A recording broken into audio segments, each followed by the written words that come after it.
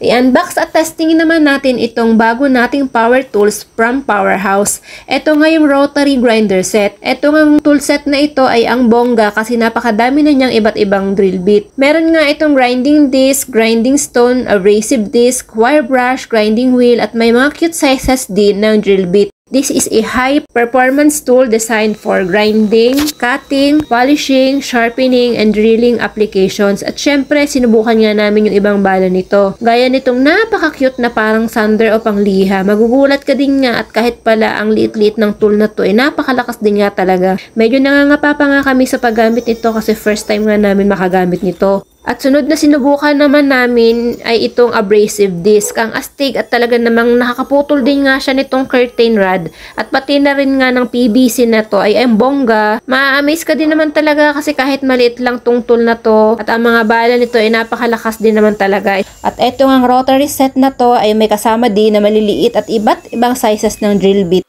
Ang perfect nitong mga cute na drill bits na to, they are designed to create small holes in various materials like plastic, metal, or wood. At ito nga ang isa pang nakaka-amaze sa mga sinubukan namin na bit, ito nga ang wire brush.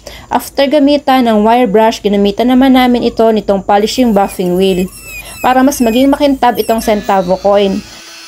Ang bongga talaga ng rotary grinder set na to sa Powerhouse, kaya!